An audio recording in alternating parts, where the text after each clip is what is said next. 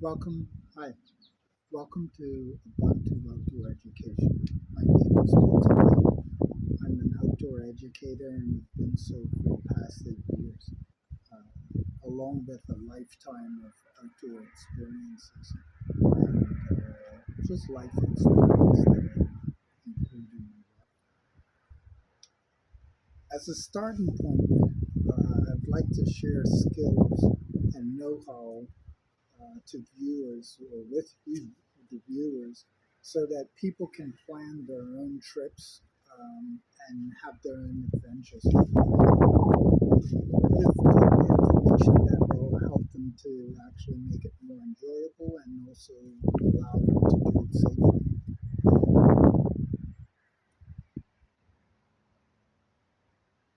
One of the other things that I really wanted to bring up about that is I wanted these videos to be a reference for others to use even if they never meet in person.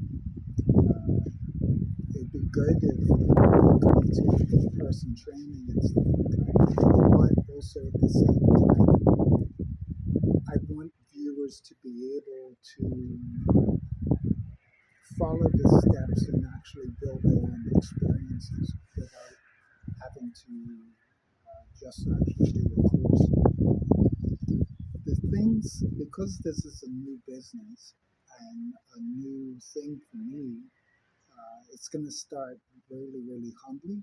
It's going to start without a whole pile of bells and whistles or be using my phone like I'm doing right now, my little camera and my tablet to film things on. So you're not going to get the highest quality things. But I hope that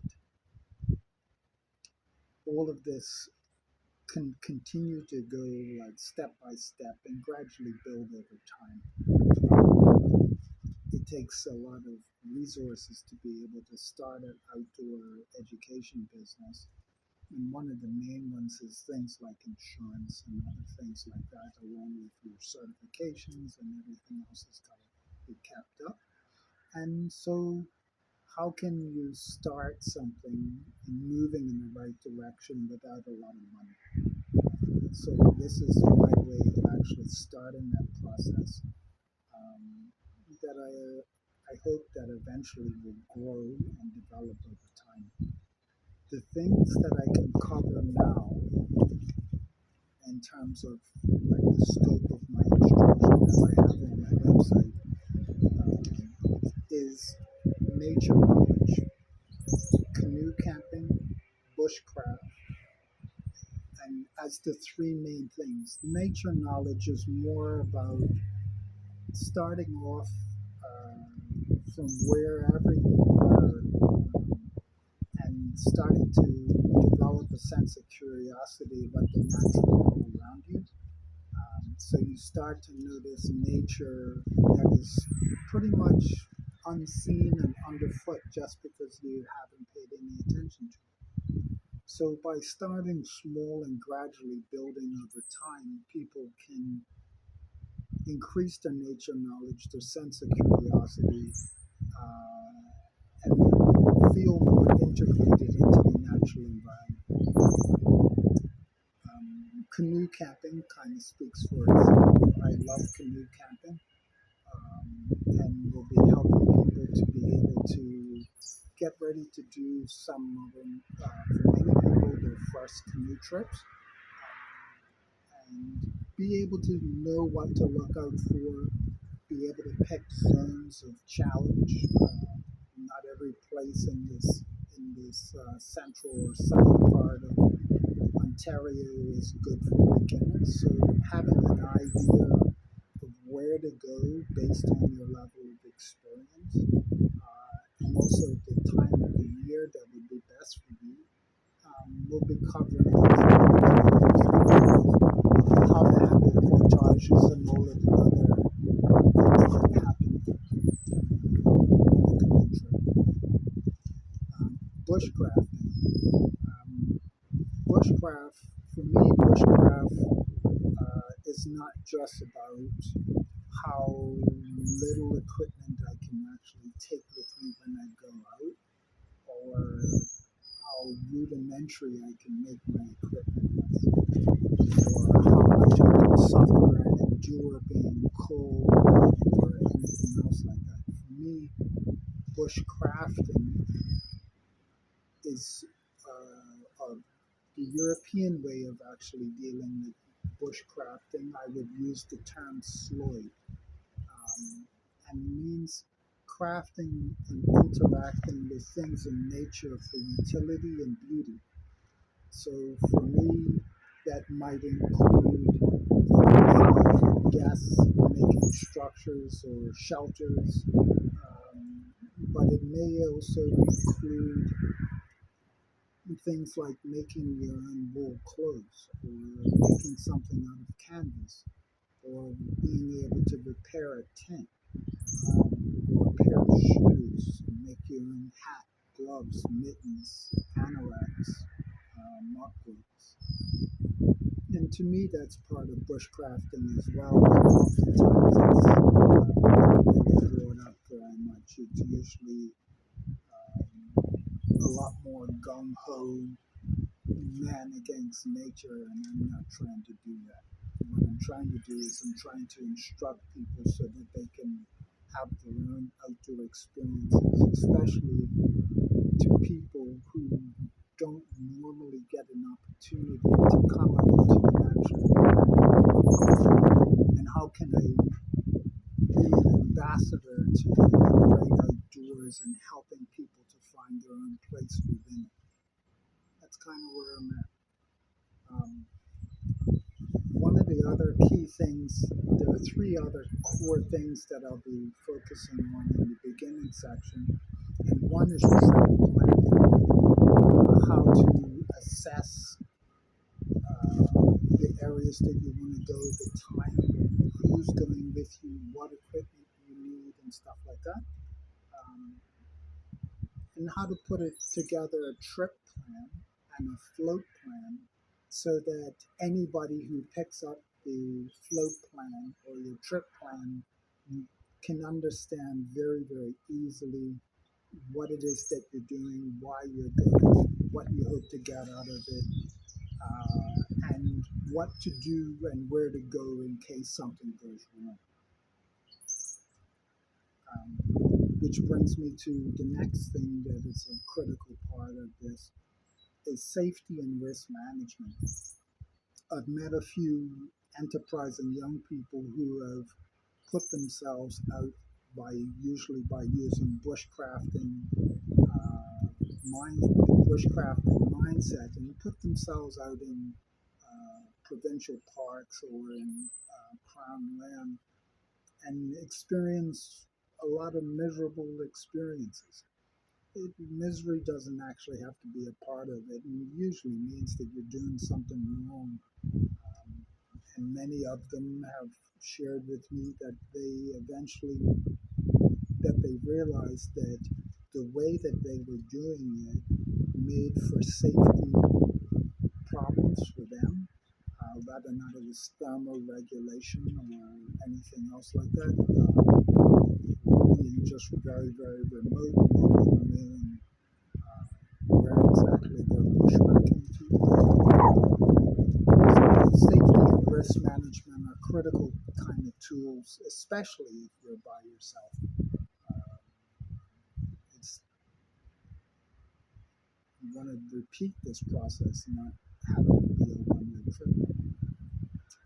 And the last part is equipment and sustaining yourself. What kind of equipment do you actually need as a threshold? Equipment is expensive.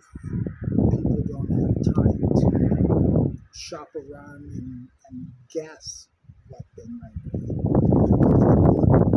Good equipment, generally from the beginning, you can source it if you're not buying it.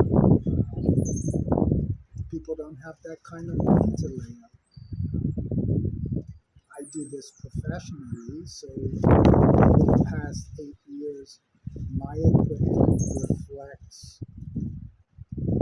what I need at work, not only for myself, but to keep my group safe and functional so that they can enjoy their trip, because it's whatever I do is centered on the participants, and it's not just a personal trip for me where other people come along.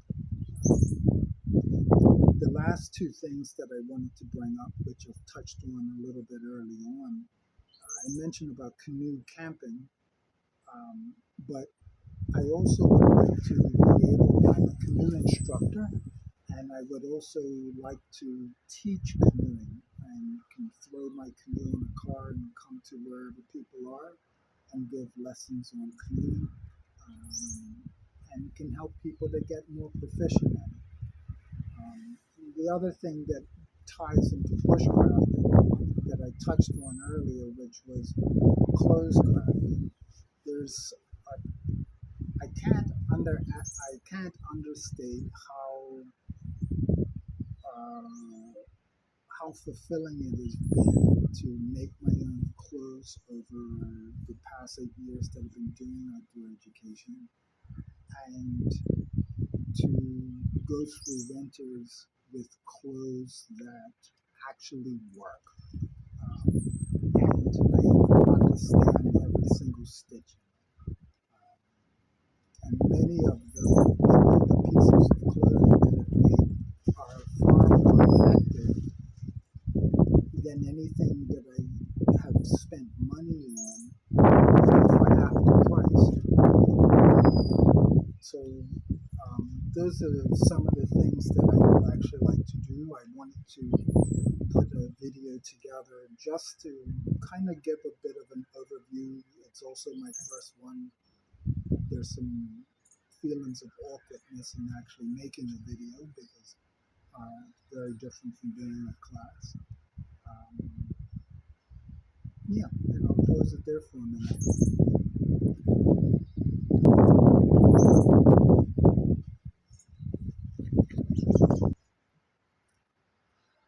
So one of the other things that I wanted to bring up and share with people, even initially, and I'll have this video pinned and stuff on the top of my YouTube, is the nature-based principles on how I want to do this work. Like what makes it so that I'm not just a person who's actually just somebody else who's doing outdoor education in a formulaic way, like what we see with music. Everything just copies whatever else without any uniqueness in its approach. So there are 5 different things that I just wanted to share, just to give people a bit of a basis on about. So one of those nature principles is the oneness. The main important one is the oneness of all things. We live in things are categorized, compartmentalized, and made to be mutually exclusive. So people will go out into nature and with a me against nature approach, not recognizing how false that actually is. Like you without nature cannot exist. So, and we also emerge from nature. So we are fully integrated into it. So I want to bring that up as a core principle of the work that I do in the future, the oneness of all things.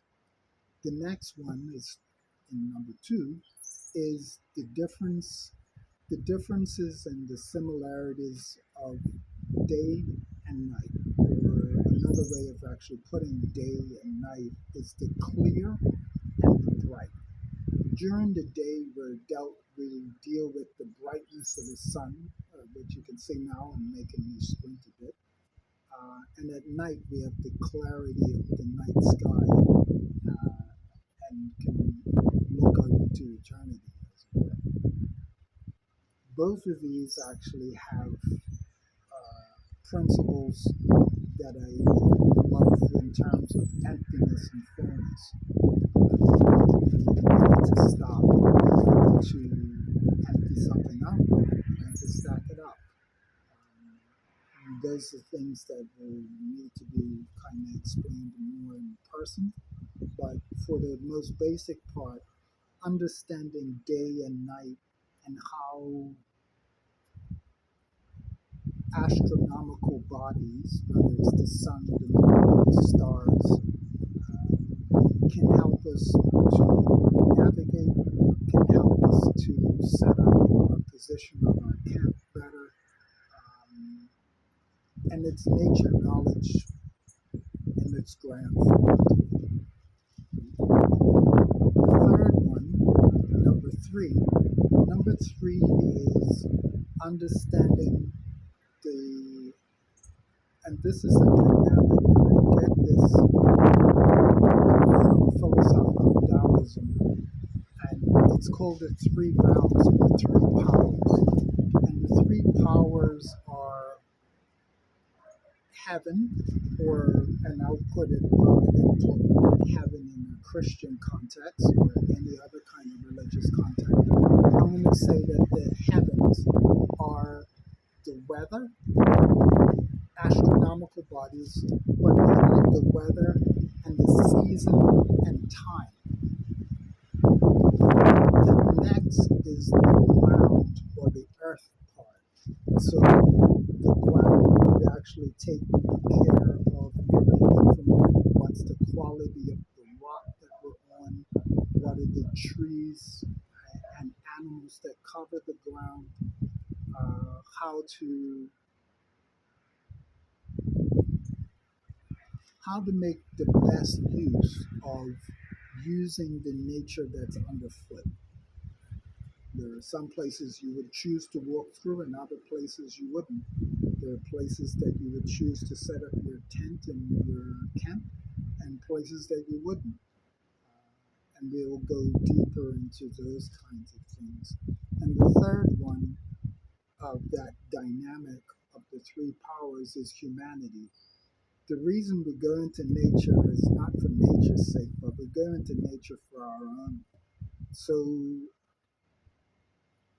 and because going on your own personal camping trip is different from instructing an outdoor education or facilitating an outdoor program, then the reason that we go out is for the people themselves.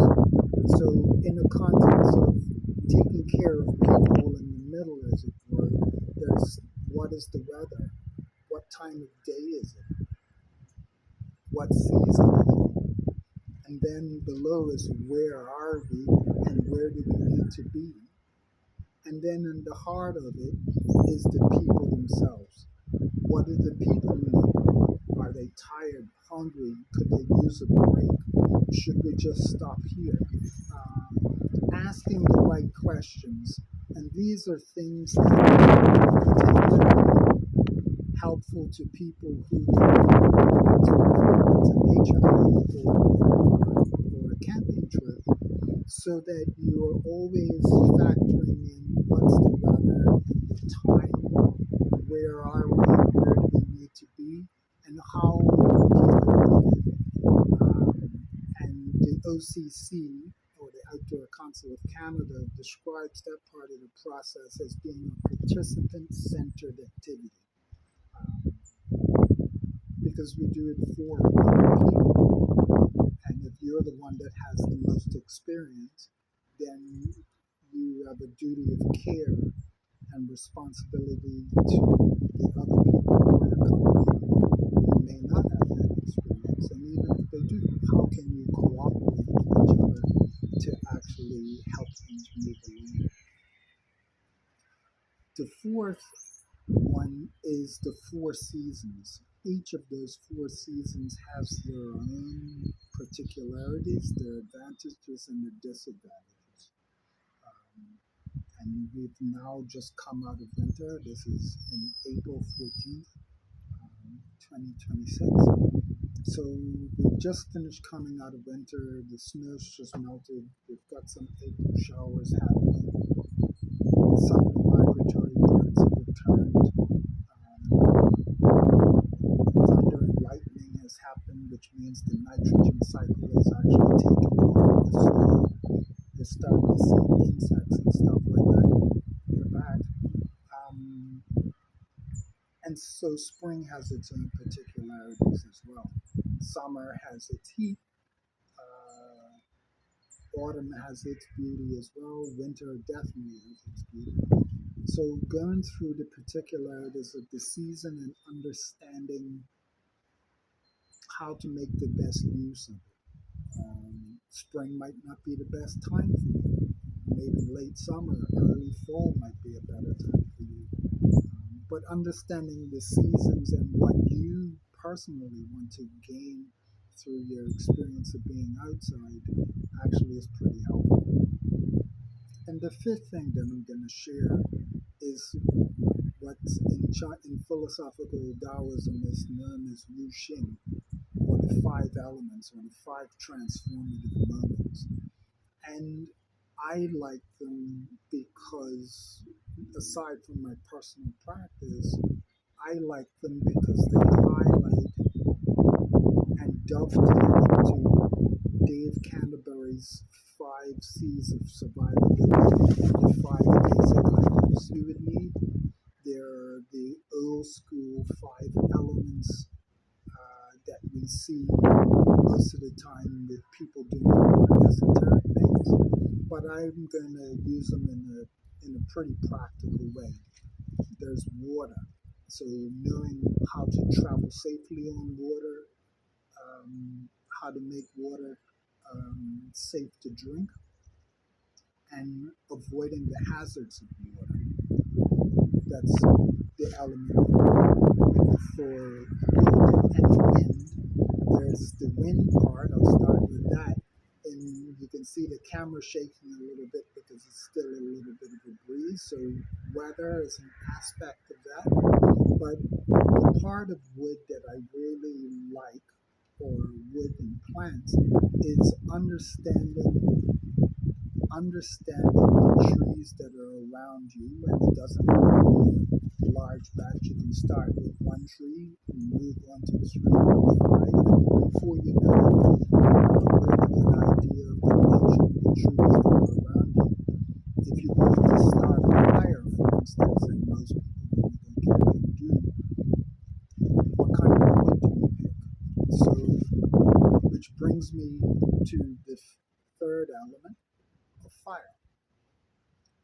Fire is dependent upon you picking or having a quality fire is dependent upon you being able to identify which trees and branches can be best used for that purpose. Fire has its hazards, and included in that is how to make it so that you can actually start a fire, maintain it for a long period of time, as long as you need to, and deal with heat and, or cooking as the two main kinds of things that people really want to do with a fire.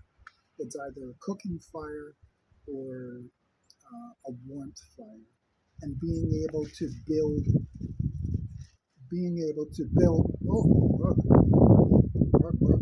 the bug um, being able to build a fire that you need for your purpose is an important skill to have. The next one, is earth.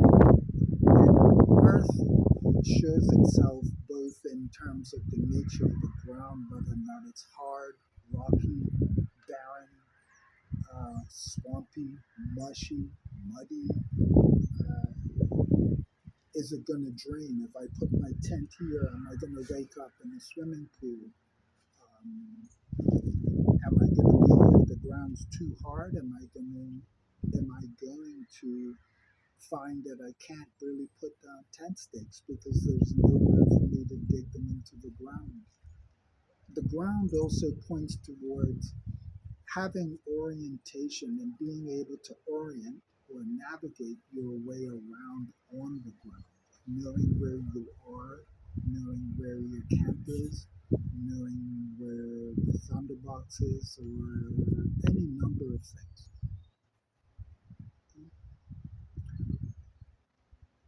And the last one is metal. And metal deals with, for me, it deals with tools and concentrates. So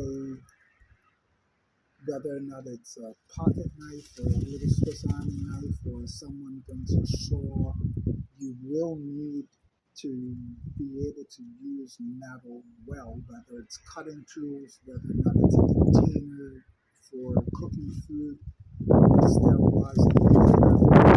Metal has its own uses within the continuum of the old school five elements that apply directly to outdoor education.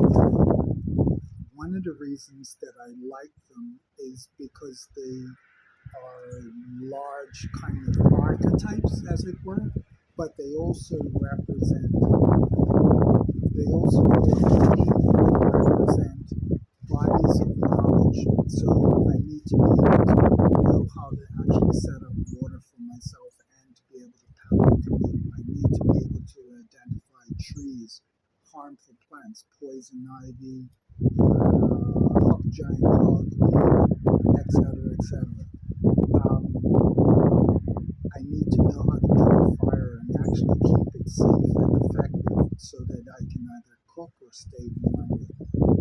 I need to be able to navigate and be able to understand the ground that I'm on and be able to make use of maps so that I get a bird's eye view of the ground around me and I'm orientated to where I need to be, whether or not it's about having shade or having enough sunlight in my camp so that it's not buggy. Those are all kind of considerations just for an example. And then the last one is I need to be able to use metal tools safely in a backcountry setting so that I'm able to be effective and run lower risk of hurting myself and having to try to extract myself from the field because I was trying to, I was doing something unsafely. So those are some of the nature principles that I want to integrate into the work that I'm doing. It may not make sense right now, but for some of you who have been interacted before in the past, you've heard me talk about these things. So this is my first video. I'll be posting this up, warts and all. Thank you very much. Hang on, let me see if there's anything else that I wanted to take a look at my notes. Oh, one of the last things I wanted to do, and really wanted to mention, I'm glad I did that. If any of you who are watching this video would like to learn something specific, please let me know. You can communicate with me through Ubuntu Outdoor Education.ca, or you can leave it down in the comments of this video, or you can contact me directly by email at Ubuntu Outdoor Education.ca. Well, sorry, for email.